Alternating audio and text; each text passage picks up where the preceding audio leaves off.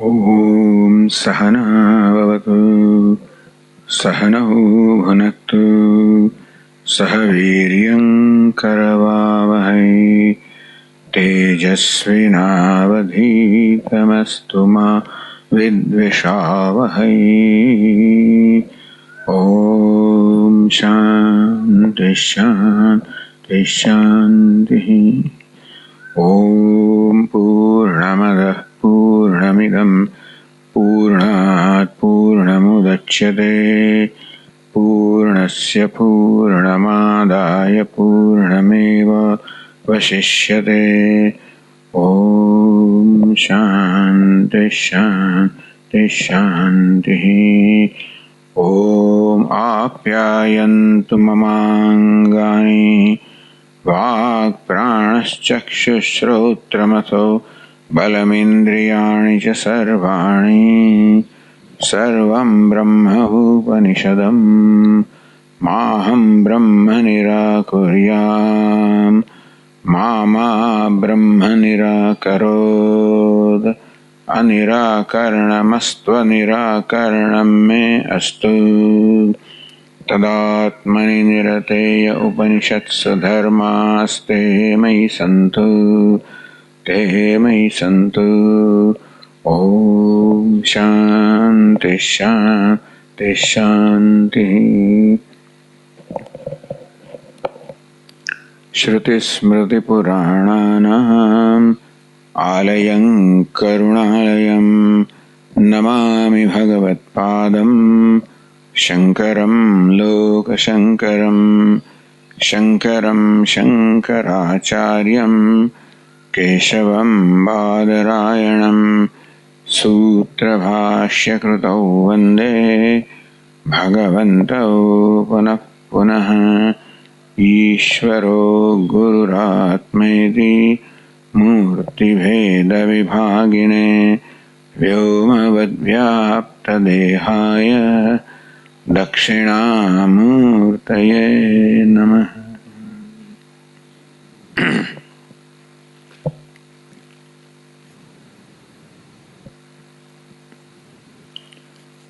તો અત્યારે ભાષ્યકાર ઈશ્વરની સિદ્ધિ કરી રહ્યા છે.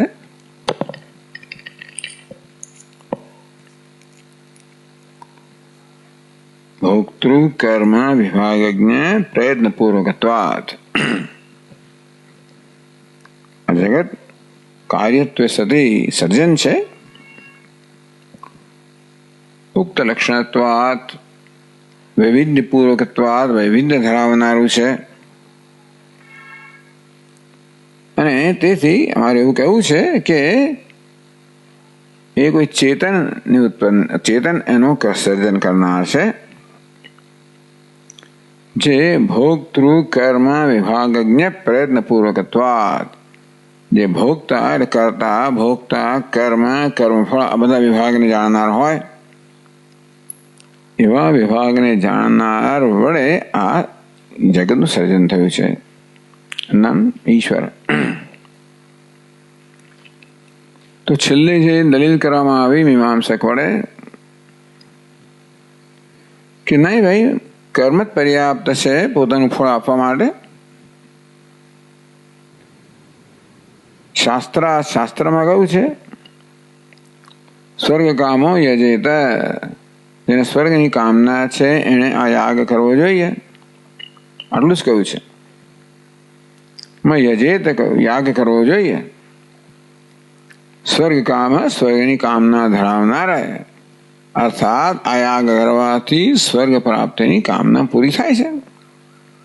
એટલે કે યાગ છે એ સ્વર્ગરૂપી ફળ આપે છે. આ વાક્યમાંથી સ્પષ્ટ થાય છે. અમે એવું કહ્યું નથી કે ભાઈ કે ઈશ્વર કે બીજું કોઈ ફળ આપતું હોય. હા, એક વાત ખરી, મીમાંસકો કહે કે કર્મ એટલે યાગ તો ક્ષણિક છે કે અનિત્ય છે, અને તેથી આ ફળ તો કાલાંતરે મળે છે, સ્વર્ગરૂપી ફળ. તો ક્ષણિક યાગ જે કર્મ સમાપ્ત થવાથી સમાપ્ત થઈ ગયો, એ કેવી રીતે કાલાંતરે ફળ આપે? એટલે આ શુદ્ધ સાધનત્વ શ્રુતિમાં જે કહેવામાં આવ્યું એને સિદ્ધ કરવા માટે એને પ્રમાણભૂત ઠેરવવા માટે આપણે કંઈક કલ્પના કરવી પડે. કોની કલ્પના કરવી પડે? એક અપૂર્વની કલ્પના કરવી પડે કે હા, કર્મ તો અનિત્ય છે, સમાપ્ત થઈ ગયું, પરંતુ એક અપૂર્વ નામના સંસ્કારને ઉત્પન્ન કરે છે, જે અપૂર્વ કાલાંતરે ફળ આપે છે. તો આવું જયારે કહેવામાં આવ્યું કે તમારે શુદ્ધ સાધનત્વ સિદ્ધિ અન્યથા અનુપત્યા, આ શ્રુતિ જે કહ્યું છે એને સિદ્ધ કરવા માટે તમારે આ પ્રકારે અપૂર્વની કલ્પના કરવી હોય તો કેમ ઈશ્વરે ન ઈચ્છતે? તો પછી ઈશ્વર જ આ પ્રકારે ફળ આપે છે. કર્મ તો અનિત્ય છે, થઈ ગયું, કાલાંતરે ફળ આપનાર કોઈ તત્વ હોવું જોઈએ. તો અપૂર્વને બધે ઈશ્વર કેમ ના હોય? કેમ ઈશ્વર ન ઈચ્છતે? ઈશ્વર જ આ પ્રકાર ફળ આપનાર હોય એવું કેમ ના હોય?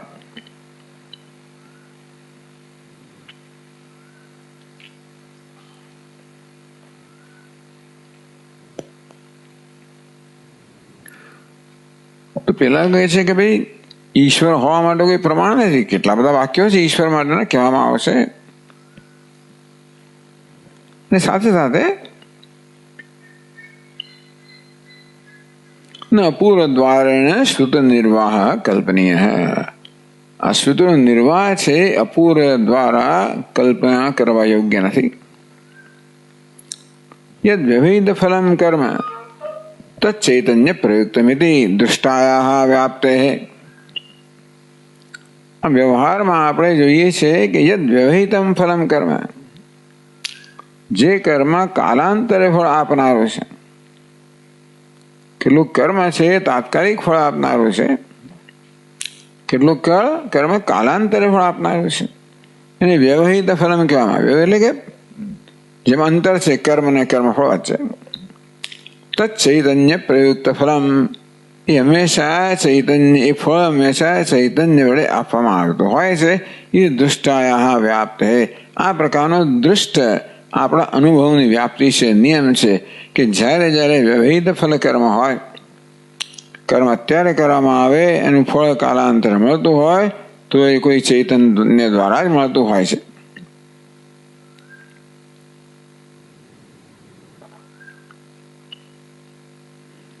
એટલે ઈશ્વર ફલદાતા કલ્પનીય. અને તેથી ફળ પ્રદાન કરનાર ઈશ્વરની કલ્પના કરવી જોઈએ. શેના માટે? સ્વર્ગ કામો યજેત, એ વાક્યને જ વાસ્તવમાં પ્રમાણભૂત બનાવવા માટે કે ફળ પ્રદાન કરનારની કલ્પના કરવી જોઈએ, તો જ આ વાક્ય પ્રમાણભૂત બને. યાગ અત્યારે કર્યો છે, થઈ રહ્યો છે, થયો છે, અને ફળ કાલાંતરે મળે છે, માટે એ ફળ આપનાર ઈશ્વર હોવો જોઈએ, ચૈતન્ય હોવો જોઈએ. કારણ કે એ આપણા રોજબરોજના વ્યવહારમાં જે જોઈએ છે એને અનુરૂપ છે. પછી ક્રિયાની કર્મ કેવા પ્રકારનું છે એની વાત કરવામાં આવી. અને છેવટે જે કર્મની વ્યાપ્તિ આપણને ઉપયોગી છે એ સેવ્ય સેવક. બાકીના તો ગતિભુજી લક્ષણમ, એક કર્મ તો એવું છે કે તરત ફળ આપનારું છે. જે કૃષિ છે એ કાલાંતરે ફળ આપનારું છે, પણ એમાં તો આપણે ખેડૂત સ્વભાવ જોતા નથી. સેવા વગેરે ફળ છે, એ સેવા અત્યારે થાય છે અને કાલાંતરે ફળ આપનારી છે. જે સેવ્ય છે, અર્થાત જેની સેવા થઈ છે એ પેલા સેવકને ફળ આપે છે. આ દૃષ્ટ ન્યાય છે, અર્થાત આ આપણો રોજનો નિયમ છે.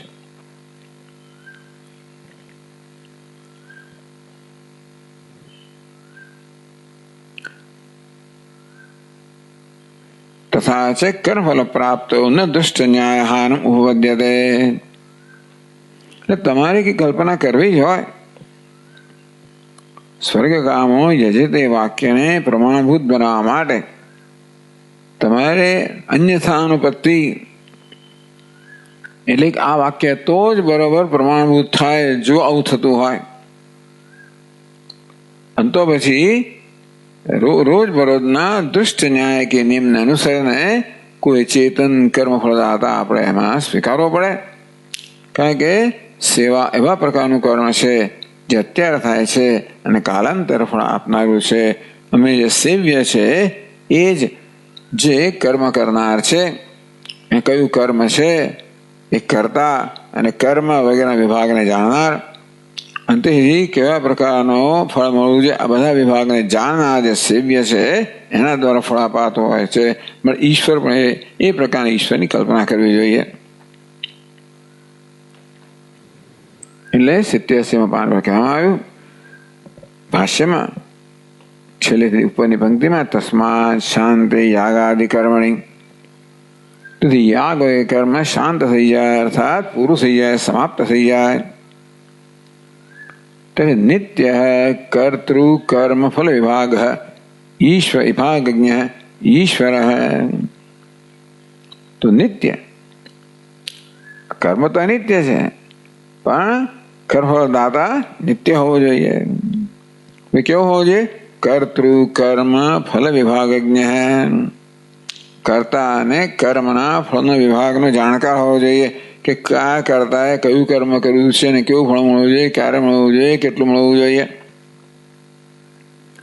ઈશ્વર સેવ્યાધિપત, સેવ્ય એટલે સેવા થાય છે કે માલિક.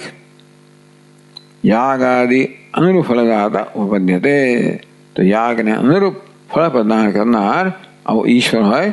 ઉપપદ્યતે એ તર્કયુક્ત છે કારણ કે આપણા અનુભવને અનુરૂપ છે. પછી વચ્ચે ઉલટી સુલટા બધા દલીલો કરવામાં આવી કે ભાઈ જીવ છે ને ઈશ્વર છે, તો જીવ પોતાના સાધનો નિયંતા છે ને ઈશ્વર નિયમ્ય છે. તો ઈશ્વર પણ નિયંતા છે, એ પણ નિયમ્ય હોવો જોઈએ જીવવત. તો કે આ તો તમારી ઉલટી વસ્તુ છે. એક તો ઈશ્વર ને જીવ બે જુદી વસ્તુ જ નથી અમારા માટે. એટલે આત્મભૂત કહેવામાં આવે. અમે એમ કહેતા નથી કે ઈશ્વર જીવ કદાચ જુદો હોય, જીવનો આત્મભૂત છે.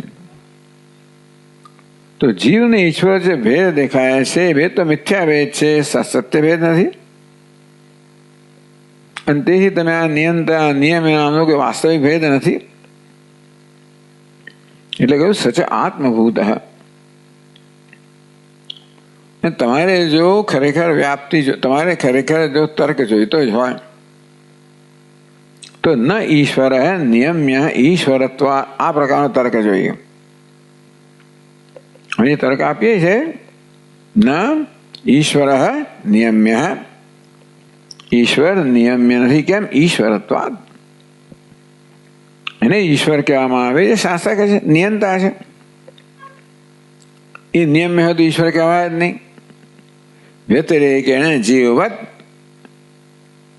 જીવથી વિરુદ્ધ. જીવ કેવો છે? હંમેશા નિયમ્ય છે. ઈશ્વર કેવો છે? હંમેશા નિયંતા છે. આ તર્ક છે તમારા પેલા તર્ક છે એને બાધિત કરે છે. બીજું એવું છે કે ઈશ્વર જો નિયમ્ય હોય તમારે કહેવા પ્રમાણે, તમે તો કે ભાઈ જીવ નિયંતા છે એના માટે નિયમ્ય પણ છે, હમણાં ઈશ્વર નિયંત. સપોઝ જાણે કે ઈશ્વર નિયમ્ય આપણે સ્વીકારીએ તો શું ઈશ્વર જ ના રહે? નિયમ્યત્વે છે ઈશ્વરત્વ અનુપત્તિ. નિયમ્ય હોય તો એ ઈશ્વર કહેવાય જ નહીં, શાસક કહેવાય જ નહીં. અને તેથી ઈશ્વર નિયમ્ય હોઈ ના શકે, નિયંતા જ હોય. આપણે કેવો નિયંતા પાછો? આત્મભૂત. જેનું નિયમન કરવાનું આપણે જણાય છે એનો આત્મા જ છે, કોઈ વાસ્તવિક ભેદભાવ નથી. કે આવો ભેદભાવ ના હોય તો નિયમ્ય નિયંતા ભાવ કેવી રીતે હોય?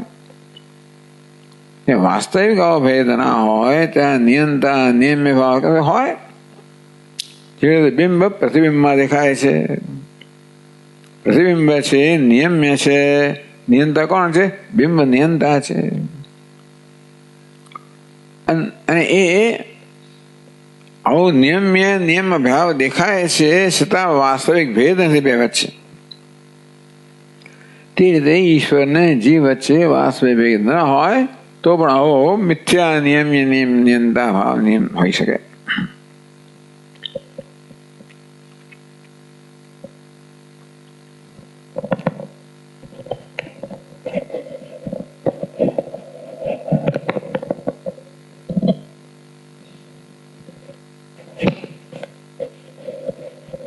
હવે કેમ થયું?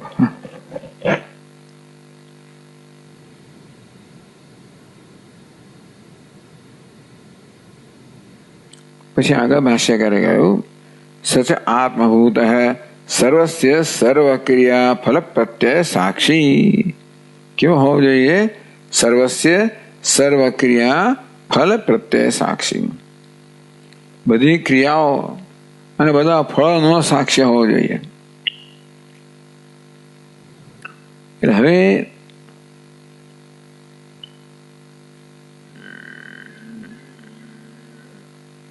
રાજવત ઈશ્વર ફલદાતા છે. કહે છે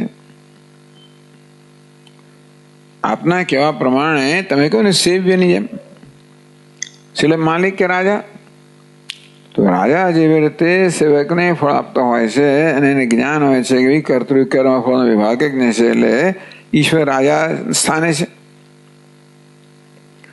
રાજવત ઈશ્વર ફલદાતા છે.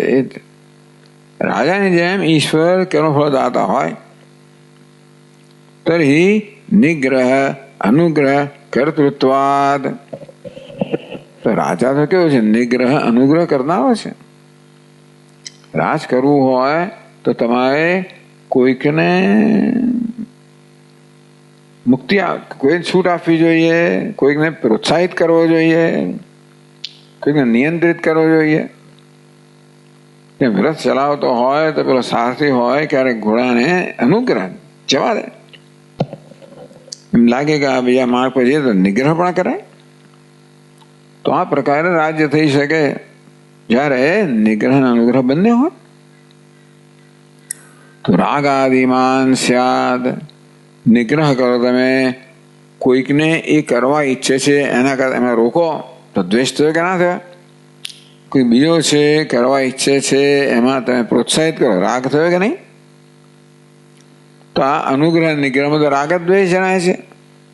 ઈશ્વર પણ આ પ્રકારે રાજાની જેમ અનુગ્રહ નિગ્રહ કરતો હોય તો એ પણ રાગ દ્વેષ વાળો કહેવાય. તો દુનિયામાં જોઈએ છે ને આપણે, કેટલાક પર અનુગ્રહ થઈ રહ્યો છે, કેટલાક પર નિગ્રહ થઈ રહ્યો છે, કેટલાક સુખી છે, કેટલાક દુઃખી છે. તો રાગ આદિમાન સ્યાત. તો ઈશ્વર પણ રાગ દ્વેષ વાળો થાય કે ના થાય? એટલે ભાષ્યકારે કહ્યું સર્વસ્ય સર્વ ક્રિયા ફલ પ્રત્યય સાક્ષી. બસ આવું છે. કેવો ફળદાતા છે? સર્વ ક્રિયા ફલ પ્રત્યય સાક્ષી. બધાના કર્મ અને ફળના પ્રત્યયનો સાક્ષી માત્ર હોવા, સાક્ષી હોવા માત્રથી જ ફલદાતા છે.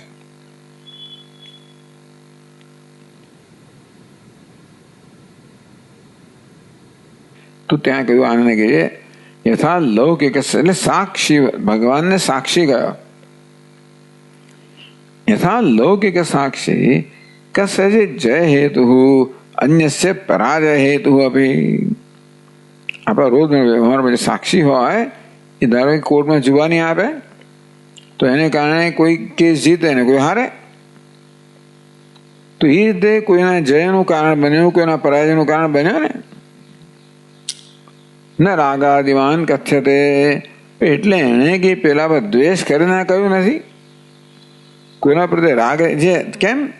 યથોપલબ્ધ ભાષિત્વાત. આ સાક્ષી કોને કહેવાય? જે છે એને જે પ્રકારે જોયું છે એ પ્રકારે કહેનારો છે. એને કારણે કદાચ કોઈનો પરાજય થયો હોય તો એનો જય થયો હોય તો એને માટે સાક્ષી જવાબદાર નથી. સાક્ષી માત્ર પોતે જાણે છે એ જ કહેનાર છે. એના પરિણામે કોઈકનો પરાજય થયો કે કોઈકનો જય થયો એને કારણે સાક્ષીને રાગ દ્વેષ વાળો ન કહેવાય. તથા ઈશ્વર ક્રિયાદિ સાક્ષી. આ પર ઈશ્વરમાં કેવો છે? આ કર્મ બધો સાક્ષી છે.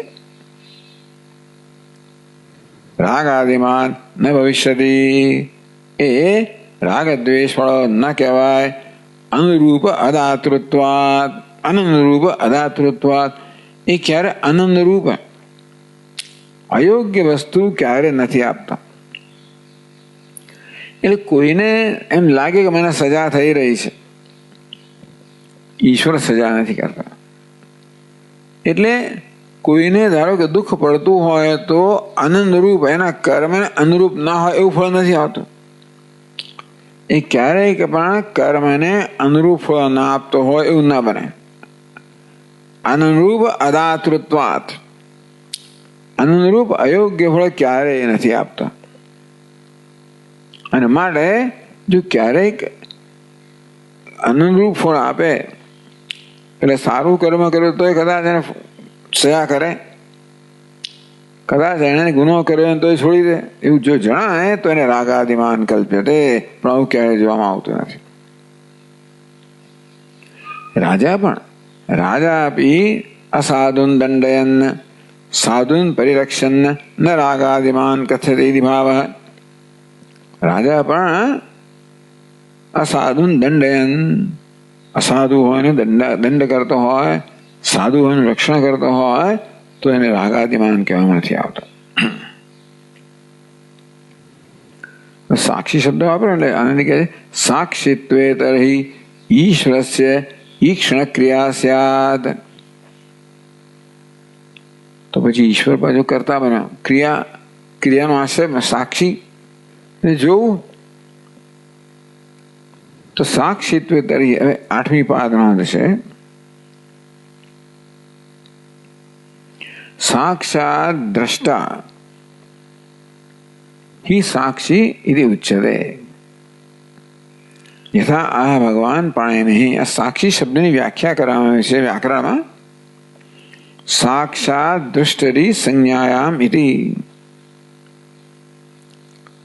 આ સાક્ષી છે ને એ સાક્ષાત શબ્દને ઇન પ્રત્યય લગાવવાથી સાક્ષી શબ્દ બન્યા. એમાં જે ટી લોપ થાય છે એટલે આતનો લોપ થઈ ગયો છેલ્લા સાક્ષ અને ઇન એટલે સાક્ષી. આ પ્રકારે સાક્ષી શબ્દની વ્યુત્પત્તિ બતાવી. એમાં શું સાક્ષાત દ્રષ્ટરી, જે સાક્ષાત જોનાર હોય એને સાક્ષી કહેવાય. સંજ્ઞાયામ એ પ્રકારે એની સંજ્ઞા થઈ, એનું નામ થયું. એ આશયવાન રેકતે, રેક એટલે શંકતે, રેગ ધાતુ રેગ શંકાયામ પ્રથમ ગણનો આત્માનિપદ છે. રેક શંકાયામ, રેક એટલે શંકતે. તો આ પ્રકારે અભિજાતનું પાણીને કહ્યું છે કે સાક્ષાત દ્રષ્ટા હોય એને સાક્ષી કહેવાય. તો પછી એવું થયું કે સાક્ષી છે ને એ ઈક્ષણની ક્રિયાનો આશ્રય બન્યો, ઈક્ષણ ક્રિયા કરનાર બન્યો. ઇન પ્રત્યય લાગ્યો ને, ઇન પ્રત્યય હંમેશા મતુબ જોયો છે. એટલે જે સાક્ષાત ઈક્ષણ જેનું છે ને સાક્ષી કહેવાય. સાક્ષિત્વે તર્હિ ઈશ્વરસ્ય ઈક્ષણ ક્રિયા સ્યાદ ઇતિ. તો આ વ્યાખ્યા પ્રમાણે આ સાક્ષી કોને કહેવાય? જે સાક્ષાત ઈક્ષણ કરતો હોય, સાક્ષાત જોતો હોય, અર્થાત જોવાની ક્રિયા કરતો હોય. હવે ક્રિયા કરે એટલે ક્રિયાવાન બની ગયો. તથા છે વિકારિત્વ સંસારિત્વ અનિત્યત્વાદિ દોષગ્રાસેન ઈશ્વરત્વમ એવ વ્યાહન્યેતિ શંકિતુઃ મનઃ. આ પ્રકારની શંકા કરવા પાછળ એનો શું હેતુ છે કે જો આ પ્રકારે અત્યારે કશીક ને કશોક સાક્ષી શબ્દ વાપરે, સર્વ ક્રિયા ફલ પ્રત્યે સાક્ષી. સાક્ષી કોને કહેવાય? ઈક્ષણની ક્રિયાનો કરનાર. એ ક્રિયાનો કરનાર હોય, કરતા હોય તો વિકારિત્વ. કારણ કે જેમ જેમ સાક્ષ્ય બદલાય, ઈક્ષણની ક્રિયાનો વિષય બદલાય, તે પ્રકારે સાક્ષીમાં પણ પરિવર્તન આવે ને. આપણે જે જોતા એ બદલાય, જોનાર પણ બદલાય ને. વિકારિત્વ એ સંસારિત્વ આવી ગયો. અનિત્યત્વ, આ બધા પ્રકારના દોષ આવી જાય. વિકાર હોય એટલે પછી ત્યાં ધીમે ધીમે ધીમે એ વસ્તુ નશ્વર થાય. સંસારિત્વ એટલા માટે કે તમે કરતા થયા એટલે પછી તમે મર્યાદિત થઈ ગયા. દોષ ગ્રાસે, આ પ્રકારના દોષ એને ગળી જશે. ઈશ્વરત્વમ એવ વ્યાહન્યેત. અને એ સાક્ષી કહેશે ને તો એનું ઈશ્વરપણું છે ને એ વિરુદ્ધ થઈ જશે, વિરોધાભાસ થઈ ગયો. ઈશ્વર કેવો અને સાક્ષી કેવો આ બંને પરસ્પર વિરુદ્ધ છે. इति शंकितुः मनः. આ જાતનો અભિપ્રાય આ શંકા કરનારના મનમાં છે. એટલે આનંદે કહ્યું સાક્ષિત્વે તર્હિ ઈશ્વરસ્ય ઈક્ષણ ક્રિયા સ્યાદ. તત્ર એના ઉત્તરમાં કહે છે ભાષ્યકારે કહ્યું નિત્ય વિજ્ઞાન સ્વભાવ. આ કેવો છે સાક્ષી? નિત્ય વિજ્ઞાન સ્વભાવ. એમાં કોઈ એટલે વિજ્ઞાન નિત્ય નિત્ય જ્ઞાન સ્વરૂપ છે. નિત્ય કોને કહેવાય? જે નિર્વિકાર છે. નિત્ય છે એટલે જેનો વિનાશ નથી, અવિનાશી. અવિનાશી ક્યારે હોય? જયારે વિકાર ના હોય ત્યારે. એટલે આ કેવું સાક્ષી છે? નિત્ય વિજ્ઞાન સ્વભાવ, નિત્ય જ્ઞાન સ્વરૂપ, મતલબ હવા માત્રથી સાક્ષી છે. તો હવે 89 પાન પર કહે છે આનંદગીરી નિત્ય વિજ્ઞાન સ્વભાવસ્ય અનિર્વાચ્ય વિષય અવચ્છેદેન સાક્ષિત્વમ કલ્પિત્વમ ઇત્યર્થઃ. આ બધું ખરેખર તો સગુણ બ્રહ્મને લાગુ પડે. કર્મફલ દાતા તમે કહો છો બધું આ સચ્ચિદ આનંદ એક સત્ય જ્ઞાન પરમ બ્રહ્મને લાગુ ના પડે. આ કયો ઈશ્વર છે? ખરેખર સગુણ બ્રહ્મ છે. તો જ એને કર્મફળ દાતા કહેવાય ને, તો જ એને જ્ઞાતા કહેવાય. ભોગતૃ કર્મ ક્રિયા વિભાગજ્ઞ વગેરે વગેરે, ફલ વિભાગજ્ઞ. હવે એને એવું કહેવાના પહેલા નિત્ય વિજ્ઞાન સ્વરૂપ કહી દીધો. તો નિત્ય વિજ્ઞાન સ્વરૂપ જાણે કે નિત્ય વિજ્ઞાન સ્વભાવસ્ય અનિર્વાચ્ય વિષય અવચ્છેદેન સાક્ષિત્વમ કલ્પિતમ ઇત્યર્થ. ખરેખર તો એનામાં સાક્ષીપણું નથી. માત્ર જે વિષય જે છે એને એ અનિર્વાચ્ય વિષય અવચ્છેદન, વિષય અનિર્વાચ્ય મિથ્યા છે, એ મિથ્યા વિષય પ્રકાશિત થાય છે, એ રીતે એને સાક્ષી કહેવામાં આવે. કલ્પિતમ ચોથી પાદનો કહે છે એ પાન પર નહીં સ્વપ્ન દૃષ્ટુ તદીક્ષણ ક્રિયા તાત્વિક કશ્ચન વિકાર ઇતિ હૃદયમ. સ્વપ્ન દ્રષ્ટુ, સ્વપ્નમાં જે છે સ્વપ્ન દ્રષ્ટા, તદીક્ષણ ક્રિયા એ પણ ઈક્ષણ ક્રિયા કરતો એ સ્વપ્નમાં કેવી રીતે મિથ્યા સ્તર પર છે. તાત્વિક કશ્ચન વિકાર, મિથ્યા સ્તર પર ભલે હોય પરંતુ એનામાં કોઈ કારણ કે મિથ્યા છે તેવી રીતે આ કેવો છે? અનિર્વાચ્ય વિષય છે, મિથ્યા વિષય છે. તો જેવી રીતે સ્વપ્નનો દ્રષ્ટા હોય તેવી રીતે ઈશ્વર પણ આ સ્વપ્ન સમાન જગતનો દ્રષ્ટા છે. એટલે મિથ્યાનો દ્રષ્ટા હોવાના કારણે એનામાં કોઈ તાત્વિક ફેર ના પડે. એનું સાક્ષીપણું મિથ્યા થઈ ગયો. સાક્ષીપણું હોય એ આપણે એમ કઈ કર્મ ફલદાતા, કર્મ આપવાપણું હોય, ભોગતૃ કે કર્તૃ કર્મ ફલ વિભાગજ્ઞ આ બધું પણ કેવું થયું? એ સ્તરનું જ થયું. સ્વરૂપ ત્યાં ભગવાન કેવો છે? નિત્ય વિજ્ઞાન સ્વભાવ. એટલે સાક્ષિત્વમ કલ્પિતમ. આવા વિજ્ઞાન સ્વરૂપ પરમાત્મા પર સાક્ષિત્વની કલ્પના કરવામાં આવે છે. કેમ? કારણ કે બધી વસ્તુઓ પ્રકાશિત થાય છે, બધી વસ્તુઓ પ્રકાશિત થાય છે અને બધી વસ્તુની એને નોંધ લેવાય છે. એક અર્થે આપણે કહીએ કે ક્યાંક સાક્ષી હોવો જોઈએ તો ઈશ્વર સાક્ષી છે એવી કલ્પના, એના પર સાક્ષિત્વનો અધ્યારોપ થાય છે. નિત્ય વિજ્ઞાન સ્વરૂપ ઈશ્વર પર કર્મફલદાતા કહો, સાક્ષી કહો, આ બધો કયો છે?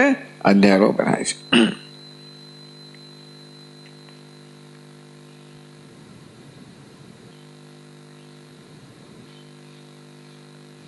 તો પછી આનંદ કહે છે સર્વસ્ય જીવસ્ય આત્મભૂત કહ્યો ને. જીવ ને ઈશ્વર વચ્ચે કોઈ વાસ્તવિક ભેદ નથી, ઈશ્વર આત્મભૂત છે. તો કહે છે સર્વસ્ય જીવસ્ય આત્મભૂત છે ઈશ્વર.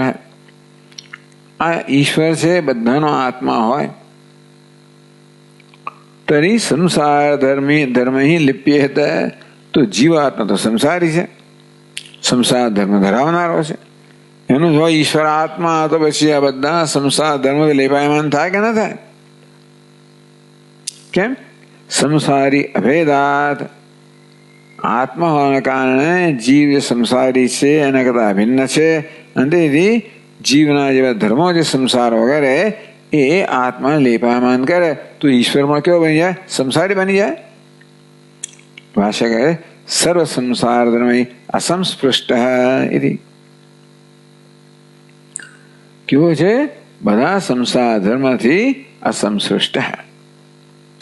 असंस्पृष्ट पहली बात में नहीं सर्प अभेदे भी तदात्मभूता रज्जु सर्वधर्म ही संस्पृश्यते व्यक्त में भाव है. वस्तु एवी છે કે આપણે ઈશ્વરને જીવનો આત્મા કહીએ ખરા, અને સાચી વાત છે ઈશ્વર લેપાયમાન થાત તો ઈશ્વરને જીવની સમાન સત્તા હોત. પણ જીવને ઈશ્વર કયા પ્રકારનો સંબંધ છે? રજ્જુ અધિષ્ઠાન અધ્યારોપનો સંબંધ છે. જીવ સર્પ સ્થાનીય છે, ઈશ્વર રજ્જુ સ્થાનીય છે. રજ્જુને પણ સર્પનો આત્મા જ કહેવાય ને.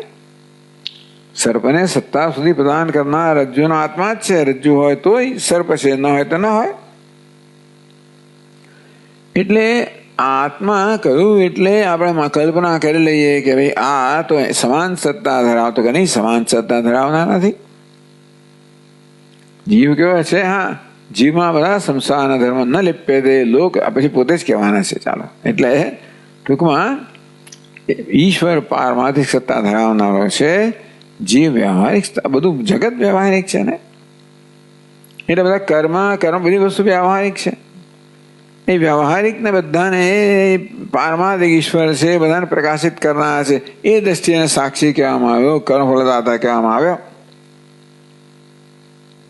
સ્વરૂપ ત્યાં ઈશ્વર કેવો છે? પારમાર્થિક છે, અસ્પૃષ્ટ છે. એટલે સંસાર ધર્મી અસંસ્પૃષ્ટ હતી. જેમ આ રજ્જુ સર્પનો આત્મા છે, છતાંય સર્પના કોઈ ધર્મથી લેપાયમાન થતું નથી. અંતે રીતે આ પરમાત્મા જીવનો આત્મા છે, પણ જીવના કોઈ ધર્મથી લેપાયમાન થતો નથી. એટલે ભલે ઉપનિષદમાં કહેવામાં આવ્યું તત્સૃષ્ટવા તદેવાનો પ્રાવેશત. ઈશ્વર કેવી રીતે જીવનો આત્મા જે સમજાવણે કહ્યું કે આ જીવનું ખોળિયું રચીને ઈશ્વરમાં પ્રવેશ કર્યો. આપણે માની લઈએ કે એક જ તો સમાન સત્તા નથી. આ પ્રવેશ દેવદત્તનો ઘરમાં પ્રવેશ કરવા સમાન નથી, કારણ ત્યાં તો ઘરના દેવદત્ત સમાન સત્તા ધરાવનારા છે. એ પ્રવેશ શ્રુતિ દ્વારા આ પ્રકારના પ્રવેશનું કહેવાનું પ્રયોજન જ નથી. પ્રયોજન એ જ છે કે આ રીતે આ જે ઉપાધિ છે એને ચેતનવંતી બનાવવામાં આવે. પ્રવેશનો અર્થ પોતાની સત્તા માત્રથી ઉપાધિને ચેતનવંતી બનાવવામાં આવી. અને આ રીતે ઉપાધિ જે છે એ બધું કર્મ કરતી થઈ. આ બધું કરતો તો ભોગતું ઉપાધિમાં રહેલું છે. ઈશ્વર કેવો છે? સન્નિધિ સ્વરૂપ છે, અધિષ્ઠાન સ્વરૂપ છે.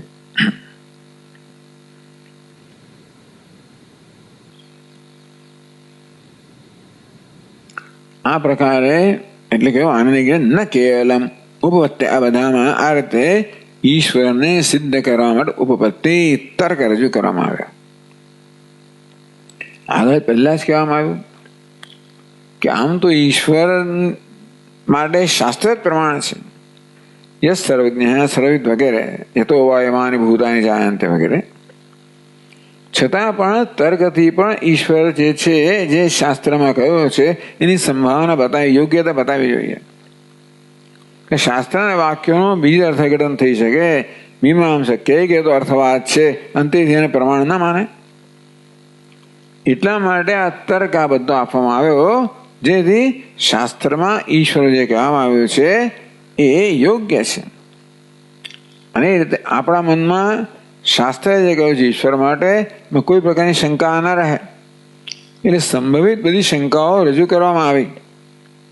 શાસ્ત્રમાં જે કહેવામાં આવ્યું એમાં જે શંકાઓ છે સંભવિત એ રજૂ કરવામાં આવી, અને એ બધી શંકાઓનું નિરાકરણ કરવામાં આવ્યું.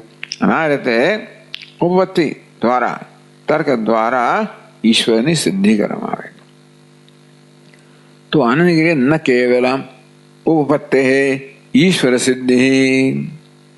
आ प्रकार मात्र युक्ति थी ईश्वर सिद्धि से वो नहीं। श्रुते है अभी तो पहला थी पर चालो श्रुति पर स्पष्ट कैसे तो क्या पहला श्रुति कैसे माटा उपत्ति आप लगावे प्रकार नहीं श्रुते अभी उत्तम आगे कहू जतु એટલે ભાષ્ય કે શ્રુતેશ્ચ શ્રુતે અભી શ્રુતિમાં પણ કહેવામાં આવ્યું છે એ કહેવામાં આવ્યું તાહા શ્રુતિ ઉદાહરતી। તમે આ પ્રકાર ઈશ્વરના અસ્તિત્વમાં શાસ્ત્ર પ્રમાણ છે ને તો શાસ્ત્રના વાક્યો અહીંયા કહેશે હા બી બાદના श्रुतेश्च ईश्वर फलदाता उपपद्यते यदि पूर्वत्रन्वय चकार आवे ने એટલે ईश्वर फलदाता उपपद्यते। श्रुति थी पण ईश्वर कौन फलदाता છે એ તર્કયુક્ત છે એ ચકારનો અર્થ થાય।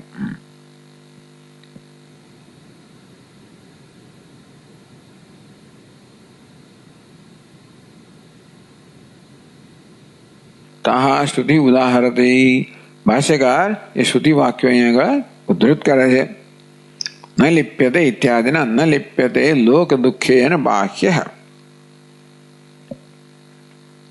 कठोपनिषद। सूर्यो यथा सर्वलोकस्य चक्षुः न लिप्यते चाक्षुषेर बाह्य दोषैः एवं तथा एकस्तथा सर्वभूतान्तरात्मा न लिप्यते लोक दुखेन बाह्य। सूर्य यथा सर्वलोकस्य चक्षु सूर्य છે ને બધા આંખો બધા લોકોનો ચક્ષુ છે એ જોનારો છે આંખો દ્વારા છતાં પણ ન લિપ્યતે ચાક્ષુષૈર બાહ્ય દોષૈ છતાં પણ આમ તો તમે અમુક વસ્તુ જુઓ ને તો જે જોનાર છે ને એને પાપ લાગે નહીં જોવાનું આપણે જોઈએ ને તો પાપ લાગે એટલે એટલે એવી વસ્તુ જોઈએ તો આપણે ચાક્ષુષ દોષથી લેપાયમાન થઈએ પણ સૂર્ય લેપાયમાન થતો નથી। હું લેપાયમાન તો સૂર્ય લેપાયમાન ના થાય। એક જ તથા સર્વભૂતા અંતરાત્મા તેવી રીતે પ્રાણી માત્ર અંતરાત્મા એક જ હશે। ન લિપ્યતે લોક દુઃખેન તે રીતે બધા લોકોના દુઃખથી લેપાયમાન થતો નથી કેમ બાહ્ય એ બહાર છે કેવી બહાર છે રજ્જુ જેમ સર્પથી બહાર છે અંતેથી સર્પના ગુણદોષ લેપાયમાન થતું નથી અંતે રીતે પરમાત્મા પણ આ લોકના સુખ દુઃખથી લેપાયમાન થતો નથી।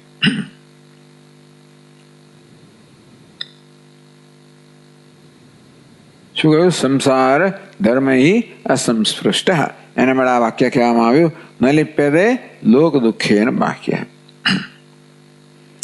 जरा मृत्युम अत्येति बृहदारण्यक उपनिषद में कहा कि जरा मृत्यु वगैरह जो अशनाया पिपासा शोकम मोहम जरा मृत्युम अत्येति 3:5 के क्या अशनाया पिपासे शोकम मोहम जरा मृत्युम अत्येति। जे अशनाया पिपासा भूख तरस प्राणना धर्म शोक मोह मनना धर्म जरा मृत्यु देहना धर्म બધું કેવું છે અશનાયા વિપાસે શોકમ મોહમ જરા મૃત્યુ અત્યેતિ આખું કહે તો સારે વાંધો નહીં। આ બધા સંસાર ધર્મો છે અત્યેતિ અર્થાત સંસાર ધર્મ અસંસ્પૃષ્ટ એને માટે આ શ્રુતિ છે ખરેખર તો।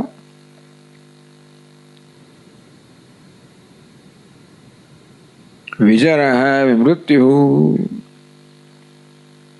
छांदोग्य उपनिषद या आत्मा अपहत पापमा विशोक विजर विमृत्यु या आत्मा निष्पाप है शोक थी मुक्त है जरा मृत्यु थी मुक्त है भोग तरस थी मुक्त है। आमां शुं कहेवामां जरा मृत्यु संसार धर्म है। जरा मृत्यु मत्येति बृहदारण्यकમાં કહ્યું છાંદોગ્યમાં વિજર વિમૃત્યુ આમ જરા મૃત્યુ એટલે સંસાર ધર્મ સ્પૃષ્ટ છે। આ પ્રકારે શ્રુતિમાં કહેવામાં આવ્યું સત્ય કામ સત્ય સંકલ્પ એ જ વાક્યમાં કહેવામાં આવ્યું. યા આત્મા પાપમાં વિજય વિમૃત્યુ વિશોક વિજિગિત્સ અપિપાસ વગેરે. સત્ય કામ સત્ય સંકલ્પ એશ સર્વેશ્વર. માંડુક્ય ઉપનિષદ. એશ સર્વેશ્વર સર્વજ્ઞ સર્વાંતર્યામી. તો કે આ સર્વેશ્વર છે, બધા ઈશ્વર છે. ઈશ્વરના સમર્થનમાં બધા વાક્યો કહેવામાં આવે છે કે સત્ય કામ છે, સત્ય સંકલ્પ છે, એ સર્વજ્ઞ થયો ને. સત્ય કામ અને સત્ય સંકલ્પ કોણ હોય? પહેલા સંકલ્પ આવે, પછી કામના આવે. જે સંકલ્પ કરે એ વસ્તુ સત્ય બને, જે કામના કરે એ ત્યારે જ બને જ્યારે સર્વજ્ઞ હોય. પુણ્યમ કર્મ કારયતિ એષ એવ સાધુ કર્મ કારયતિ તમ યમ એભ્યઃ લોકેભ્યઃ ઉન્નીષિત. આ કૌશિકી ઉપનિષદનું વાક્ય છે. ના, એષ એવ સાધુ કર્મ કારયતિ. પુણ્યમ કર્મ કારયતિ, સાધુ કર્મ કારયતિ. ત્યાં કહેવામાં કે આ પરમાત્મા જેની ઉન્નતિ કરવા માંગે એની પાસે પુણ્ય કર્મ કરાવડાવે છે. એટલે હવે નિયંતા છે. અનશ્નન અન્ય અભિચાગશીતિ દ્વા સુપર્ણા સયુજા સખાયા સમાનમ વૃક્ષમ પરિશસ્વજાતે તયોરન્ય વિપ્લમ સ્વાદવત્તિ અનશ્નન અન્ય અભિચાગશીતિ. અનશ્નન એટલે અભોગતા. જીવ કેવો છે? ભોગતા છે. તયો અન્ય પીપલમ સ્વાદવત્તિ. એક પક્ષી છે ને એ ભિન્ન ભિન્ન સ્વાદના પીપલ કર્મફળો ખાઈ રહ્યો છે, ભોગવી રહ્યો છે. અન્ય અનશ્નન કેવો છે? અભોગતા. અભિચાકશીતિ માત્ર જોઈ રહ્યો છે, અનુગ્રહ કરી રહ્યો છે, માત્ર એની સન્નિધિ છે. સન્નિધિ સ્વરૂપ અભોગતા ઈશ્વર. એતસ્ય વા અક્ષરસ્ય પ્રશાસને ગાર્ગી સૂર્યાચંદ્રમસુ વિધૃતૌ તિષ્ઠતઃ. યાજ્ઞવલ્ક્ય ગાર્ગીને કહે, હે ગાર્ગી, એતસ્ય વા અક્ષરસ્ય પ્રશાસને. આ અક્ષર અવિનાશી પરમાત્મા છે, એના પ્રશાસન, એના આજ્ઞાથી, એના નિયમથી સૂર્યાચંદ્રમસુ વિધૃતૌ તિષ્ઠતઃ. સૂર્યચંદ્ર પોતાના સ્થાન પર ધારણ કરાયેલા છે. જાવા પૃથ્વી વિધૃતે. સ્વર્ગ અને પૃથ્વીના સ્વર્ગ અને પૃથ્વી પણ પોતાના સ્થાને ધારણ કરાયેલા છે. કેવું છે? નિયંતા, પ્રશાસતા છે. પ્રશાસક છે, પ્રશાસતા છે, નિયામક છે, નિયંતૃ છે, નિયંતા છે.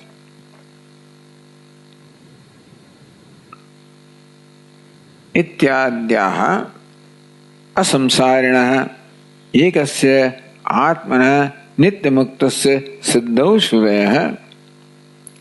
આને અભિવદી છે અસંસારિણ. ન લિપ્યતે લોક દુઃખેન બાહ્ય અસંસારે.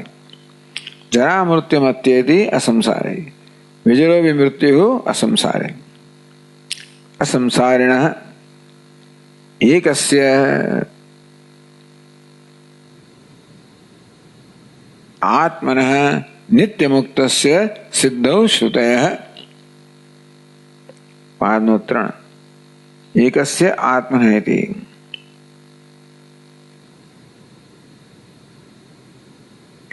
નનુ એતદ અસંગતમ. આપ જે કહો છો ને આ બધી શ્રુતિ કહી, આ બધું અસંગત છે. કારણ કે એને આત્મભૂત કહો છો બધા ઈશ્વરને. યાવતો ઉદાહરતા સર્વાપી શ્રુતયઃ. ઉદાહૃતા. કારણ કે ઉદાહૃતા સર્વાહ અપી શ્રુતયઃ. તે બધી શ્રુતિ આપણે ઉદાહૃત કરી, ઉદ્ધૃત કરી. જીવેશુ અનુપદ્યમાનાનેવ ધર્માન દર્શયન્ત્ય. અમને એક વસ્તુ જીવનો ધીવને કોઈ દિવસ લાગુ પડે જ નહીં. જીવેશુ અનુપદ્યમાનાનેવ. ઉપદ્ય એટલે તર્કયુક્ત. અમને એકે ધર્મ જે કહ્યો ને, જરા મૃત્યુ મત્યેદી વિજરહ મૃત્યુ નવ લિપ્ય લોક દુઃખે. આ બધા અમે એકે વસ્તુ જીવને લાગુ, સત્ય કામ સત્ય, એકે ધર્મ જીવને લાગુ પડતો નથી. જીવેશુ અનુપદ્યમાન ધર્માન દર્શયન્તે. આ બધી શ્રુતિઓ છે એ જીવને લાગુ ન પડે એ પ્રકારના ધર્મ દર્શાવી રહી છે. જીવાત્મા પરમાત્મા ભેદમયો વ્યંજનતી. આ જે શ્રુતિ આપે બધી અહીંયા ઉદ્ધૃત કરી એમાંનો એકેય ધર્મ જીવાત્મા લાગુ પડે એમ નથી, અને તેથી આ પરમાત્મા તો જીવાત્મા કદાચ જુદો છે એવું જ આ શ્રુતિઓ કહી રહી છે. ઇતિ ચેત, આવો જો તમારો પ્રશ્ન કે આવી શંકા હોય તો મા એવમ, તો કે ના, બ્રહ્મ એવેદમ સર્વમ, બ્રહ્મ એવ ઇદમ, આ સર્વ બ્રહ્મ જ છે. તત્વમસી, તે તું છે. ઇત્યાદિ શ્રુતિ સ્વારસ્ય અનુરોધાત, તો આ શ્રુતિઓ તો સ્પષ્ટ રીતે જીવને ઈશ્વરનો ઐક્ય બતાવે છે. સ્વારસ્ય પોતાના જે અર્થ થવો જોઈએ ને એને અનુરોધ એને અનુસરીને, તત્વમસી એ શ્રુતિના અર્થને અનુસરીને તો ઐક્ય જ બતાવે છે. તો પછી આ ભેદ જણાય છે. જીવને ઈશ્વરના ધર્મ તો પરસ્પર વિરુદ્ધ જણાય છે. તો પરસ્પર વિરુદ્ધ ધર્મ ધરાવનારા જીવને ઈશ્વરમાં ઐક્ય કેમ હોઈ શકે? તો કહે છે કે બિંબ પ્રતિબિંબયો એવા કલ્પભેદ માત્રેણાપી, વિરુદ્ધ ધર્મ હોઈ શકે કેવી કલ્પિત ભેદથી હોઈ શકે. બિંબ પ્રતિબિંબયો હોય એવા બિંબ ને પ્રતિબિંબમાં જેવી રીતે પરસ્પર વિરુદ્ધ ધર્મ હોય છે. કલ્પભેદ માત્રેણાપી વિરુદ્ધ ધર્મ ભાસોક્તે, આમ પ્રતિબિંબ છે બિંબ કરતા વિરુદ્ધ ધર્મનું પ્રકાર લાગે છે. કારણ કે બિંબ છે સૂર્ય તો તેજસ્વી છે ને આ તો કેવું છે? નિસ્તેજ છે. પેલું કેટલા યોજન એનું કદ છે, આ તો કેટલું નાનકડું છે. પેલું સ્થિર છે, આ કેવું છે? ચંચળ છે. આમ બિંબમાં ને પ્રતિબિંબમાં વિરુદ્ધ ધર્મ ભાસે છે ને. પછી કેવા છે? વિરુદ્ધ ધર્મ અવભાસ. આ માત્ર વિરુદ્ધ ધર્મ દેખાય છે કારણ કે આ ભેદ કેવો છે? મિથ્યા છે. અને તેથી માત્ર ધર્મ દ્વારા જોવા જઈએ તો પ્રતિબિંબ બિંબ કરતા જુદું છે એમ લાગે, વાસ્તવમાં આપણે જાણીએ છીએ કે પ્રતિબિંબ બિંબ કરતા જુદું નથી. અને તેથી વિરુદ્ધ ધર્મ જે ભાષે અવભાસ પણ હોઈ શકે એ વાસ્તવિકતા માત્ર ઉપાધિના સ્તર પરની છે. આ બધા વિરુદ્ધ ધર્મ સ્વરૂપના સ્તર પરના નથી, ઉપાધિના વેશના સ્તરના છે. જીવ ઈશ જીવયો વેશધિ ભેદા, વેશના કારણે આ ભેદ જણાય છે.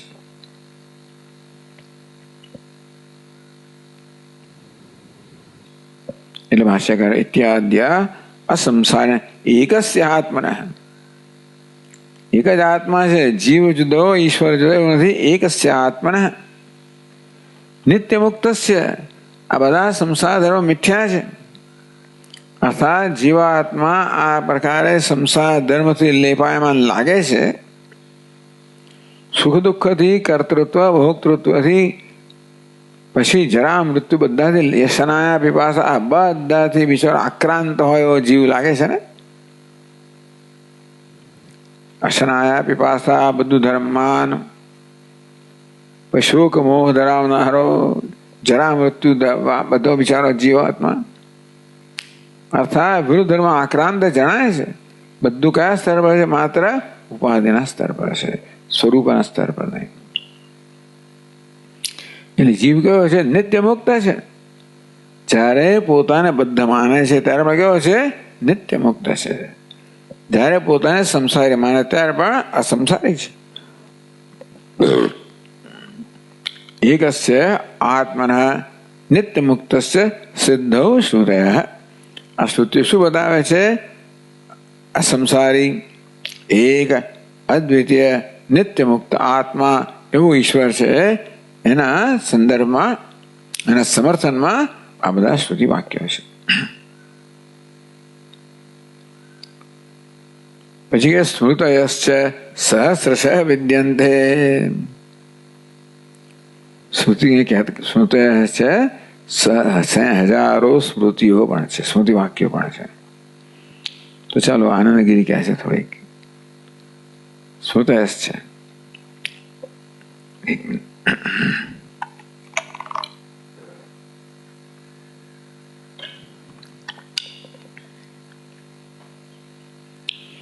यथा सर्वगतम सौक्ष्म्यात् आकाशम नोपलिप्यते, શ્રુતિમાં ન લિપ્યતે લોક દુઃખેન બાહ્ય એવું કહેવામાં આવ્યું કઠોર શ્રુતિમાં. તો ભગવદ્ ગીતાના 13મા અધ્યાયમાં કહે છે યથા સર્વગતમાં સૌક્ષ્મ્યાદ આકાશમ નોપલિપ્યતે સર્વથા વર્તમાનોપી તથાત્માનોપલિપ્યતે. જેવી રીતે આકાશ સૂક્ષ્મ હોવાને કારણે લીપાયમાન થતું નથી, તેવી રીતે દેહમાં સર્વત્ર વિદ્યમાન છે કોણ? આત્મા, જીવાત્મા, પણ ન લિપ્યતે. આકાશ સર્વવ્યાપ્ત છે, સૂક્ષ્મ હોવાને કારણે કશાથી લીપાયમાન. બધી વસ્તુઓ આકાશ બધાને અવકાશ પ્રદાન કરે છે. સારું ખરાબ જે કંઈ હોય તે, ગંધ દુર્ગંધ જે કંઈ પ્રદૂષણ બધાને, છતાંય પણ ન લિપ્યતે. કેમ? સૂક્ષ્મ હોવાને કારણે ન લિપ્યતે.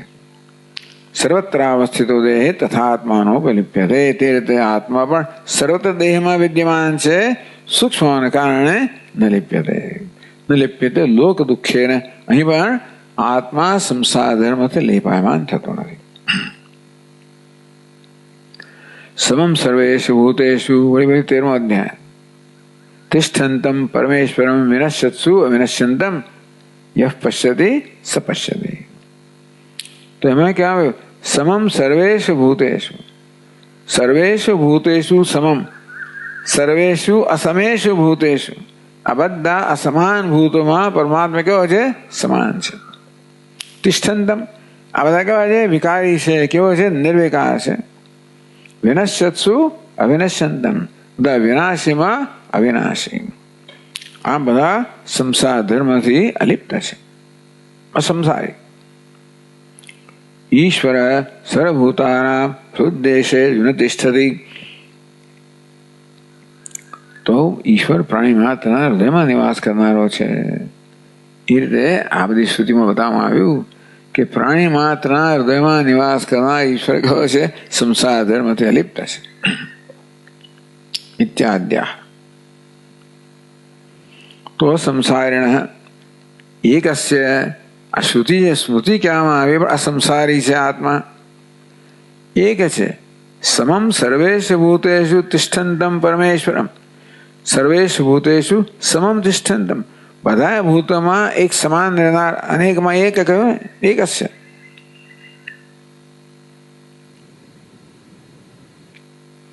અસંસારિણ એકસ્ય આત્મન નિત્યમુક્તસ્ય યઃ પશ્યતિ સ પશ્યતિ વિનશ્યત્સુ અવિનશ્યંતમ. તેવી રીતે સર્વત્ર અવસ્થિતો દેહ તથાત્માનોપલિપ્યતે. આત્મા જ્યારે લેપાયમાન થતો નથી, અર્થાત અસંસારી છે, નિત્ય મુક્ત છે. તો આ પ્રકારે સ્મૃતિના વાક્યો છે એ પણ આજનું સમર્થન કરે છે.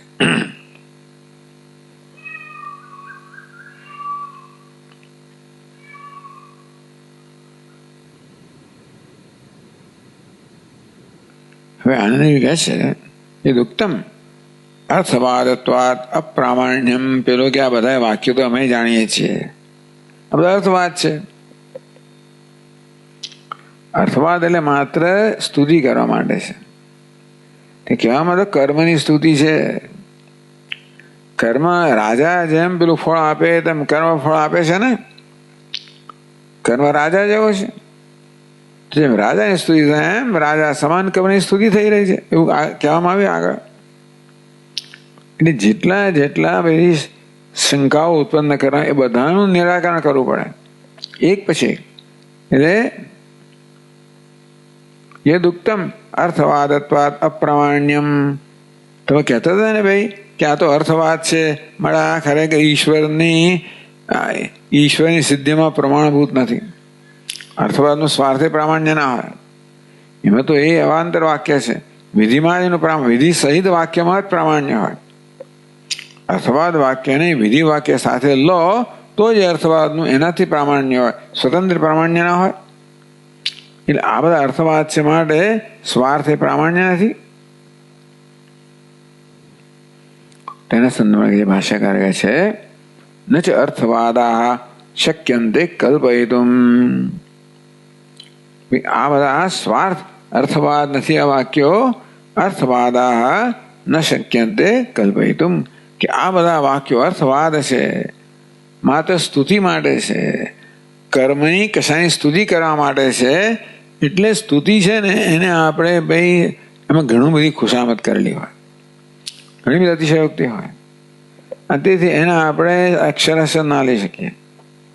તેથી આ વાક્યોને અક્ષરશ લેવાય નહીં. આ માટે પણ નહીં, આ વાક્યો અર્થવાદ છે એવી કલ્પના કરવી કોઈ રીતે શક્ય નથી.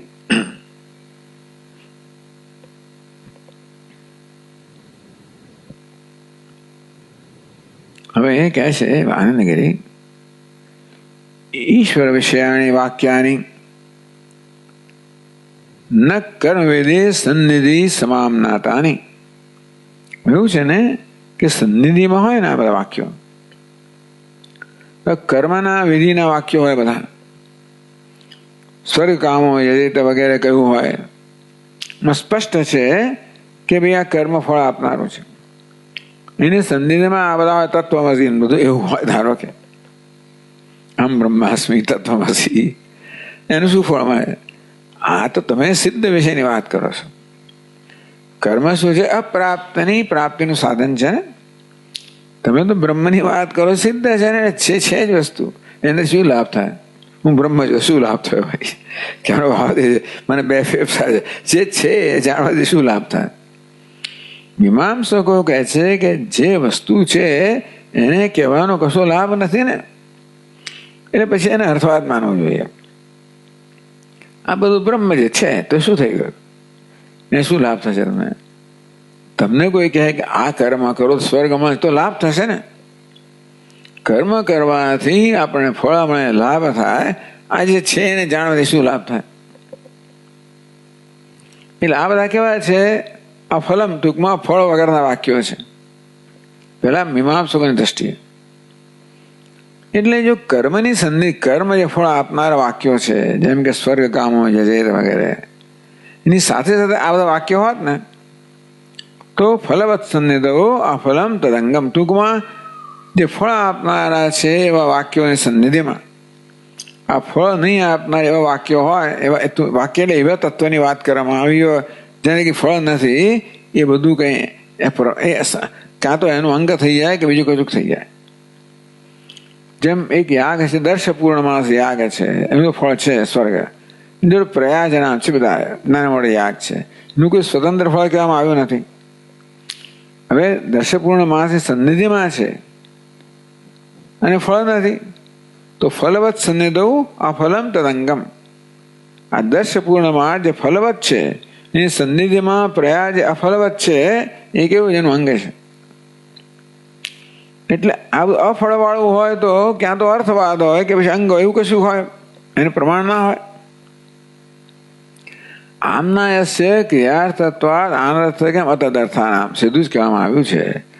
આમના યસ્ય ક્રિયાર્થત્વાદ, આમના એટલે વેદ, વેદ છે ને એ માત્ર ક્રિયાર્થત્વાદ આ કર્મના પ્રતિપાદન માટે છે. કઈ માણસ પુરુષાર્થ કરે તો જ જીવન પ્રાપ્ત કરે ને. બેઠો ખાલી શું પ્રકાર જાણીને શું કરવાનું છે? જ્ઞાન છે ને માટે કર્મ કરવા માટે છે. એમને માટે જ્ઞાન છે માટે છે, કર્મ માટે છે.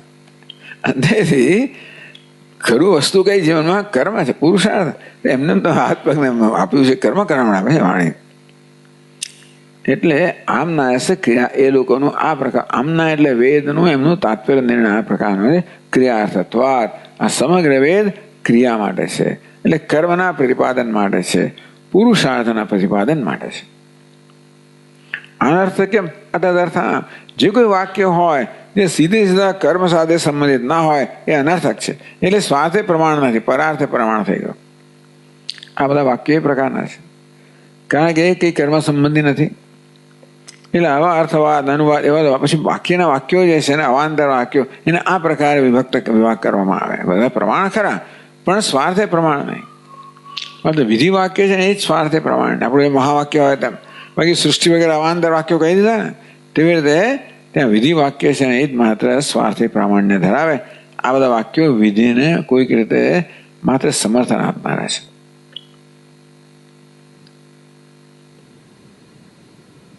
પણ એવું નથી. ઈશ્વર વિષયાની વાક્યાની ન કર્મવિધિ સન્નિધિ સમામનાતાની. જો કર્મની વિધિની સન્નિધિમાં આ ઈશ્વર વિશેના વાક્યો કયા હોત ને તો શું માની લઈએ? આ બધા વાક્યો કર્મની વિધિ છે ને એના સમર્થનમાં છે. આ વાક્યોનું સ્વાર્થે પ્રામાણ્ય નથી, પણ જે વિધિ છે જેની સન્નિધિમાં વાક્યો છે એ વિધિનું સમર્થન માટે કોઈ રીતે એ વિધિ જે છે ને એને સપોર્ટ કરવા માટે, એને મદદ કરવા માટે છે આ વાક્યો. એવું નથી.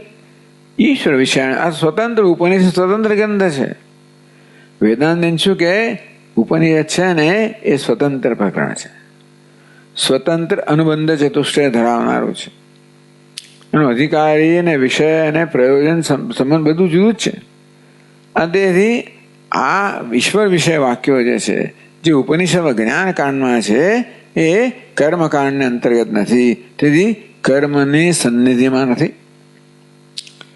ઈશ્વર વિષયાની વાક્યાની ન કર્મવિધિ સન્નિધિ સમામનાતાની.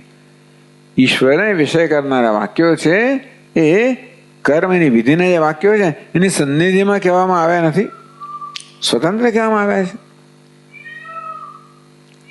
અતઃ અનન્ય શેષત્વ અન્ય શેષત્વમ. અન્ય શેષત્વમ એટલે અન્યની જરૂરિયાત પૂરી કરનારા. વિધિ શેષત્વ એટલે શું? વિધિની જરૂરિયાત પૂરી કરનારા.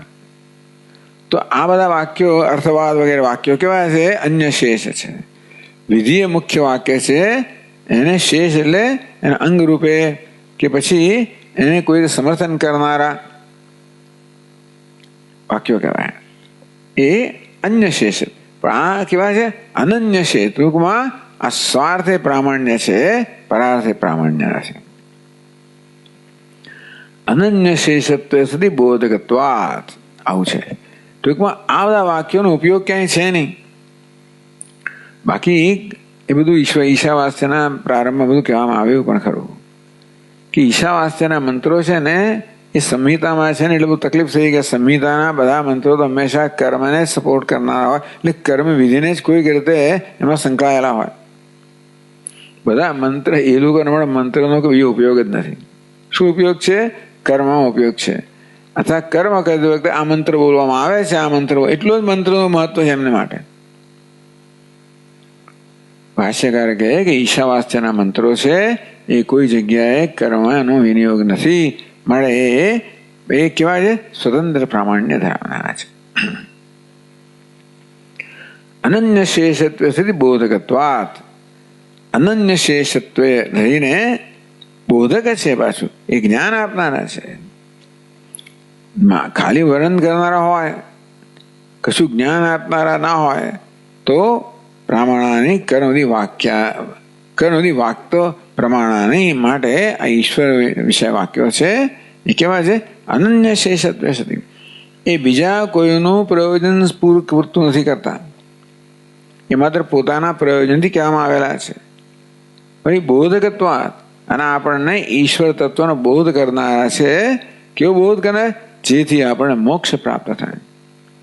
એ બોધ પણ કેવો છે? ફલવત. ટૂંકમાં આપણને જીવનમાં જે તો આ બધા નિષ્ફળ વાક્યો નથી.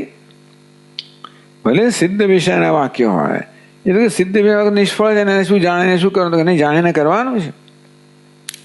એ શું કહે? તું બ્રહ્મ છે, આમ પોતાના બ્રહ્મ સ્વરૂપને જાણવાથી મનુષ્ય સંસારથી મુક્ત થાય છે. તેથી આ બોધ આપનારા વાક્યો છે. અને વળી પાસે બોધ કેવો છે? ફલવત, જીવનના પુરુષાર્થને સિદ્ધ કરનારો છે. માટે સ્વાર્થે પ્રમાણાની માટે ઉપનિષદના વાક્યો છે, ઈશ્વર વિષય વાક્યો હોય છે સ્વાર્થે પ્રમાણાની. સ્વાર્થમાં પોતાનામાં જ પ્રમાણભૂત છે, અન્યને કારણે પ્રમાણ. અર્થવાદ તો વિધિ વાક્યને કારણે પ્રમાણ પ્રાપ્ત કરે છે. આ સ્વાર્થ પોતાના કારણે પ્રમાણ પ્રાપ્ત કરે છે. કર્મવિધિ વાક્યવત. આ કર્મવિધિ વાક્ય કેવું છે? આ પ્રકારનું છે. અનન્ય શેષત્વ સદી બોધકત્વાત સ્વાર્થે પ્રમાણમ કર્મવિધિ વાક્યમ.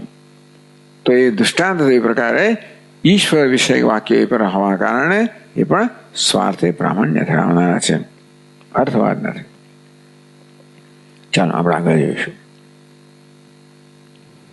ઓમ પૂર્ણમદ પૂર્ણમિદમ પૂર્ણાત पूर्णमुदच्यते पूर्णस्य पूर्णमादाय पूर्णमेवावशिष्यते।